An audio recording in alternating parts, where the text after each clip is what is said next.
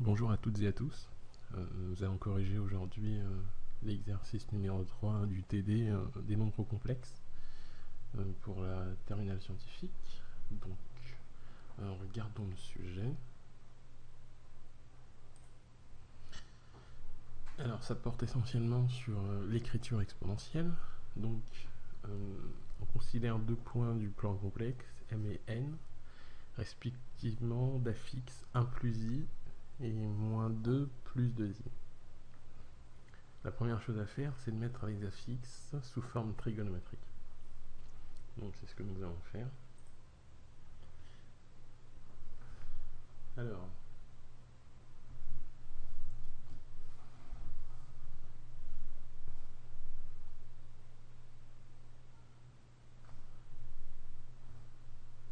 on considère l'affixe du point M.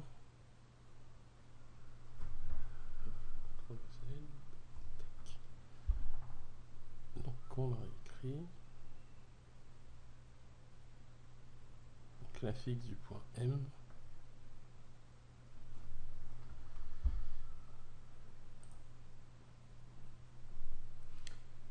un plus i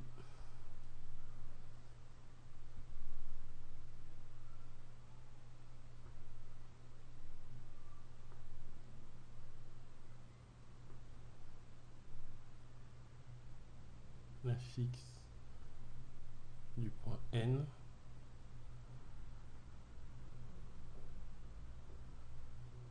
ça doit être 2 plus 2i.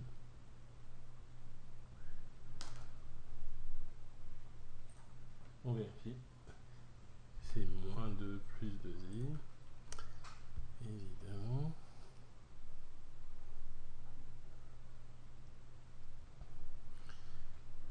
Donc la première chose à faire, c'est de mettre ces deux expressions sous forme trigonométrique. La première chose que nous allons faire, c'est calculer les modules. Donc module de Zm se note ainsi. Et la définition nous indique que c'est égal à la racine carrée ici de 1 au carré plus 1 au carré. Ce qui fait tout simplement racine de 2. On fait la même chose avec Zn.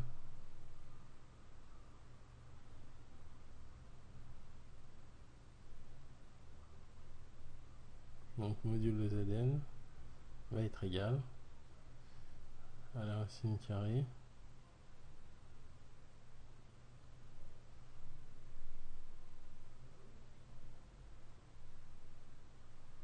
de moins 2 au carré plus 2 au carré.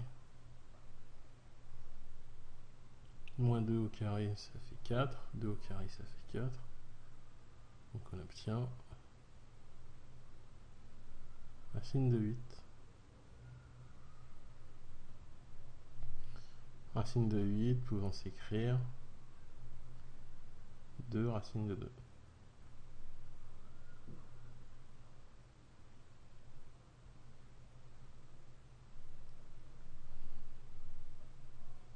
Ensuite, on établit l'expression du cosinus de l'argument de Zm qu'on va appeler θm.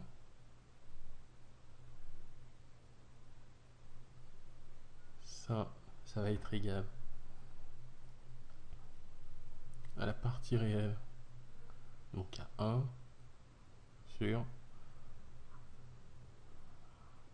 racine de 2.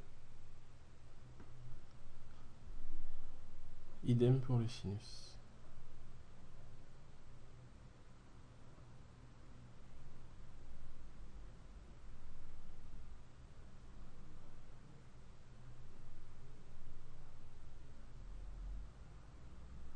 Donc qui est égal à la partie imaginaire 1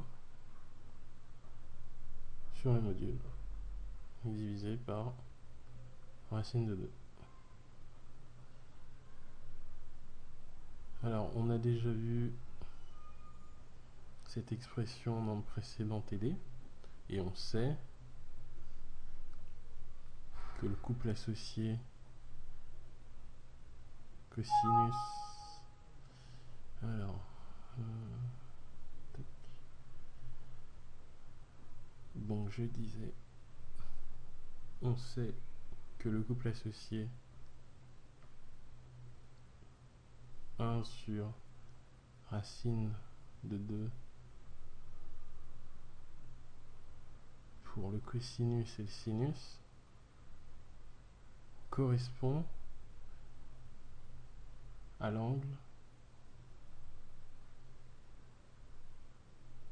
pi sur 4. Donc l'argument θm égale pi sur 4.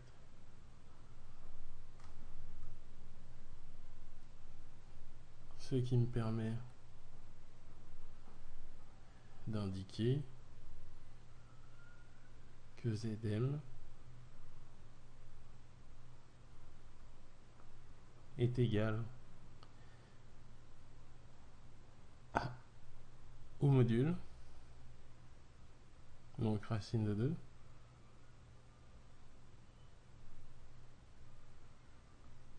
multiplié par le cosinus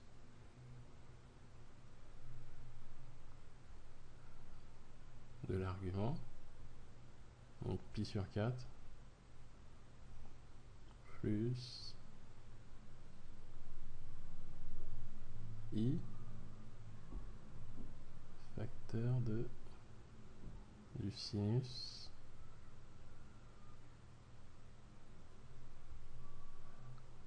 de l'argument, donc de pi sur 4.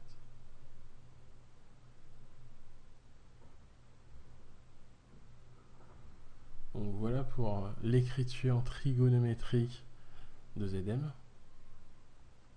Alors, si on s'intéresse à l'écriture de Zn, on a déterminé le module. Il nous faut calculer le cosinus et le sinus pour pouvoir établir son argument. Donc, on se sert de la formule qui nous dit que le cosinus, on va rectifier,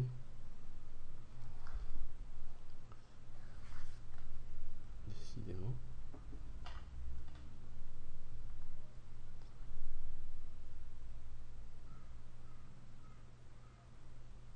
donc le cosinus de l'argument qu'on va appeler θn est égal à la partie réelle, ici c'est moins 2, sur le module, à savoir 2 racine de 2. Donc on peut simplifier et on obtient moins 1 sur racine de 2.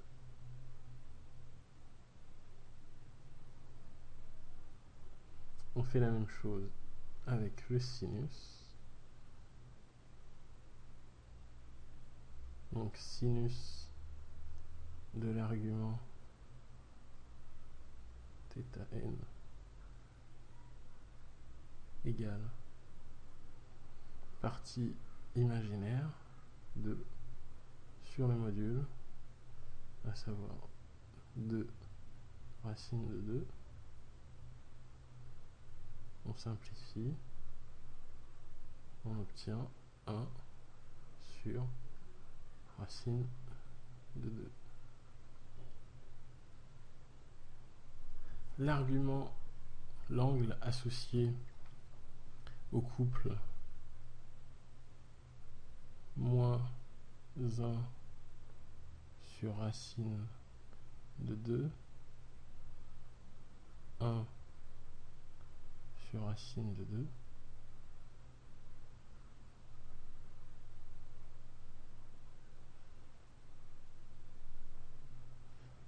nous permet d'établir que l'argument θ n est en fait égal. Alors, pour trouver son expression, on sait que le cosinus donc est négatif. Donc, on obtient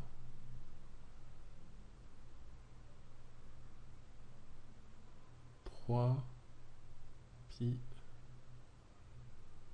sur 4.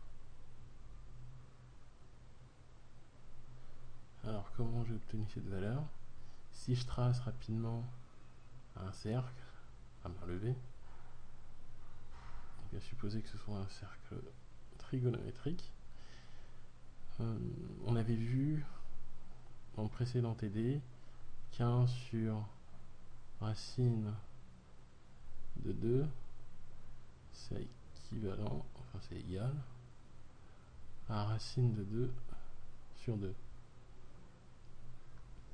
Donc racine de 2 sur 2, lorsque c'est positif au niveau de l'axe des abscisses, ça correspond à peu près à cette valeur ici. Donc pour les deux, ici on a pi sur 4. On sait que pour pi sur 4, on a comme couple racine de 2 et racine de 2. Cette fois-ci, la valeur des x, donc de l'abscisse qui correspond au cosinus, est négatif, donc je suis de ce côté. Alors que le sinus est positif. Et cet emplacement-là correspond à 3pi sur 4. Donc finalement, je peux écrire que Zn égale 2 racine de 2 facteur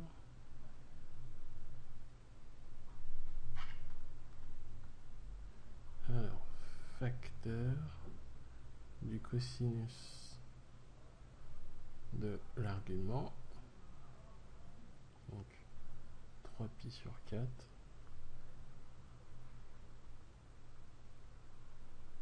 plus i sinus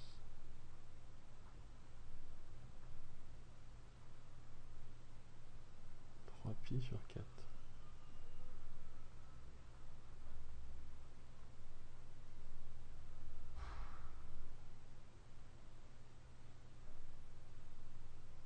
Et voilà.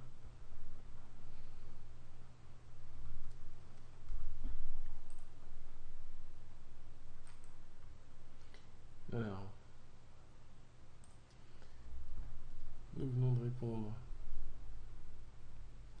à cette question-là. Maintenant, mettre les affixes des points M et N sous la forme exponentielle. Alors, sous la forme exponentielle, on va le faire dans une nouvelle feuille. Donc, on a obtenu précédemment que Zn est égal à racine de 2 facteur du cosinus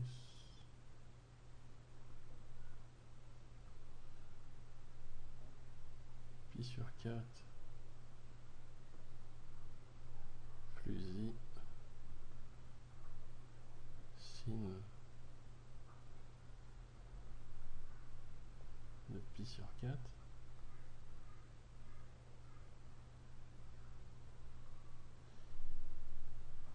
il manque une parenthèse. Alors, on va se servir de la formule d'Euler qui nous dit que l'exponentielle de iθ est égale au cosinus de θ plus i fois le sinus de θ. Donc en se servant de ça, on peut réécrire Zm et le mettre sous la forme racine de 2 facteurs d'exponentielle de I pi sur 4.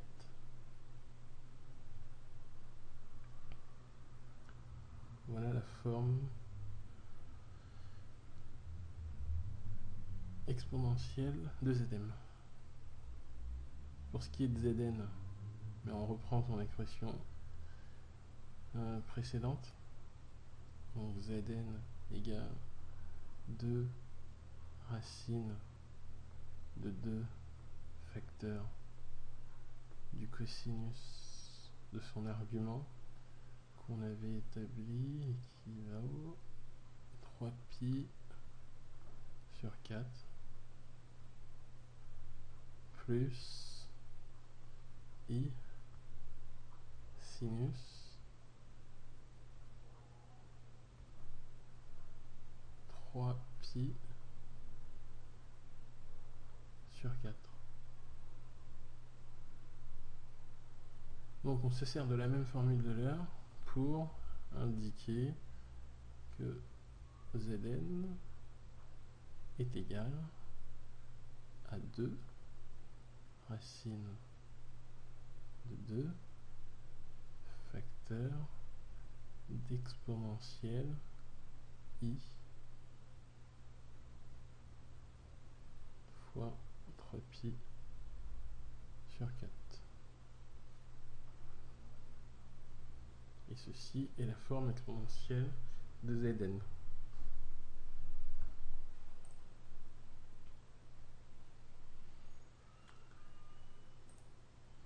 Donc, pour ce qui est de cette question, c'est fait. Ensuite, question 4, déterminer l'expression algébrique de l'affixe du vecteur Mn. Alors, nouvelle page.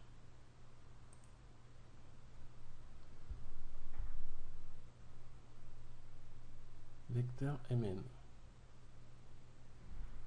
Nous allons reprendre les coordonnées des différents points. Donc, M, c'était 1, 1, N, c'est moins 2 et 2. Donc les coordonnées, je les obtiens tout simplement en récupérant la partie réelle et la partie imaginaire. Partie réelle au niveau des x, partie imaginaire au niveau des y.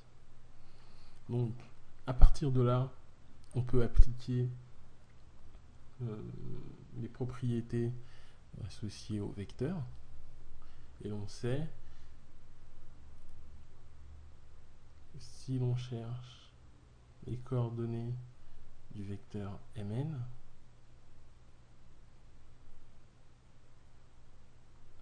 on va l'obtenir à partir de la différence entre les coordonnées de l'extrémité et celles de l'origine. Donc, moins 2, moins 1. Et pour leur donner 2, moins 1. Ce qui nous donne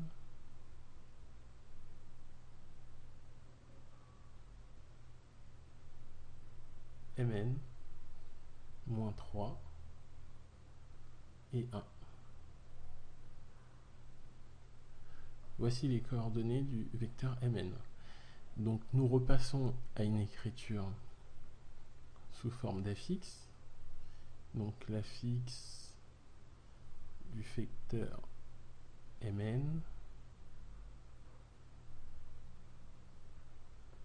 va être égal à moins 3 plus I.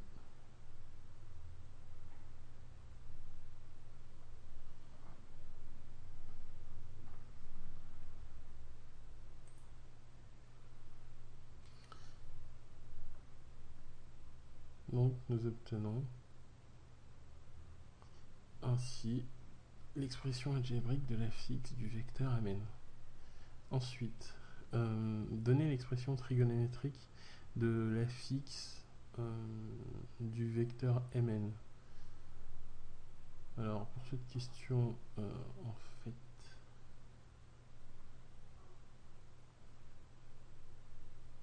nous n'allons pas la corriger. Tout simplement, oui, exactement. Donc cette question-là, nous n'allons pas la corriger. Nous allons corriger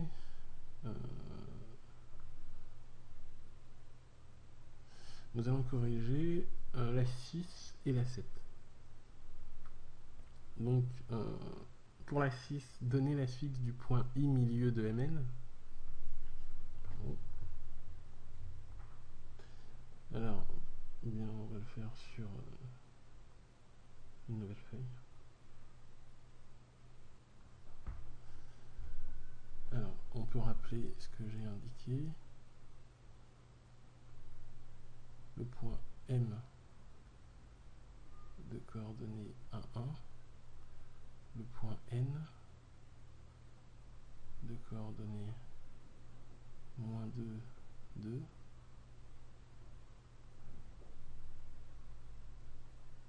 Les coordonnées du milieu d'un segment est obtenue à partir de la somme des coefficients divisé par 2. Donc le point I, milieu de Mn, aura pour coordonnées 1 plus moins 2 divisé par 2. Donc ça c'est pour son abscisse, pour son ordonnée, 1 plus 2 divisé par 2.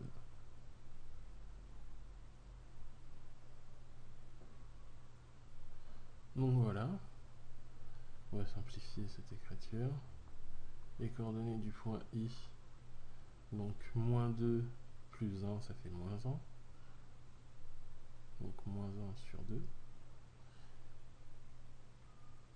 Et pour ce qui est de son ordonnée, ça fera 3 demi. Donc si j'indique la fixe du point I, je peux dire que j'obtiens moins 1 demi plus 3 demi de I. Et voilà.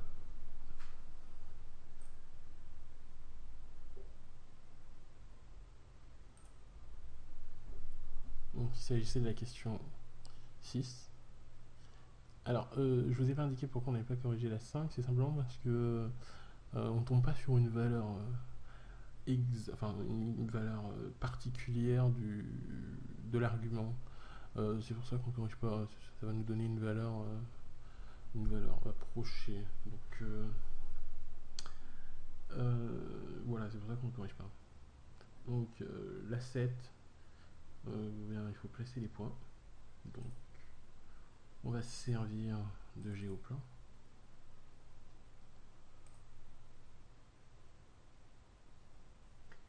Alors c'est une création. On place leur paire. On place les points repérés sur celui-là.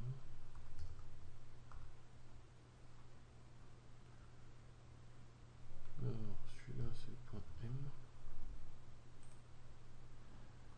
Ok. Ensuite.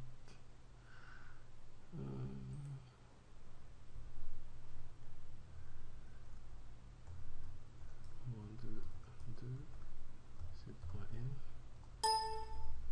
Et enfin, finalement, on peut tracer les segments Mn.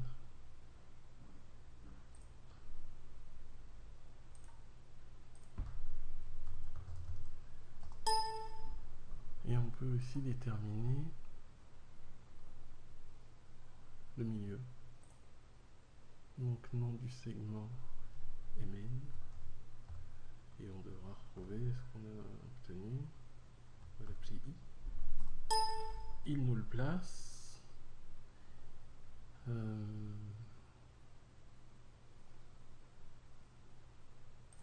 Alors,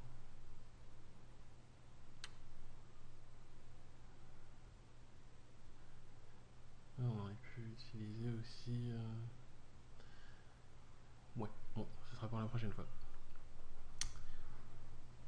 Donc, on a notre point I.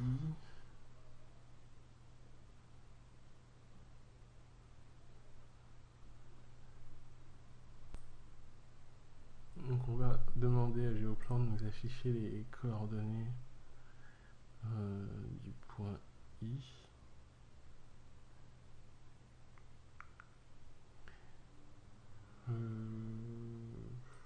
Alors si on indique ça, il nous rappelle les coordonnées des points M et N. Là il nous indique que I est le milieu de Mn. Est-ce que nous, ce qu'on cherche à faire, c'est d'afficher où est-ce que je l'ai? Donc ça doit être ici.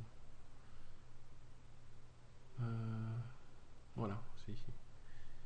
Donc coordonnées d'un point. J'indique le point I, au nombre de décimales 1 par exemple. Et donc on trouve moins 0,5, 1 demi. On vérifie qu'on a bien obtenu ces résultats. Moins 1 demi, 3 demi, 1,5. Donc c'est parfait. Et voilà. Donc c'est terminé pour la correction de l'exercice 3. Et bien je vous dis à la prochaine pour la correction de l'exercice 4.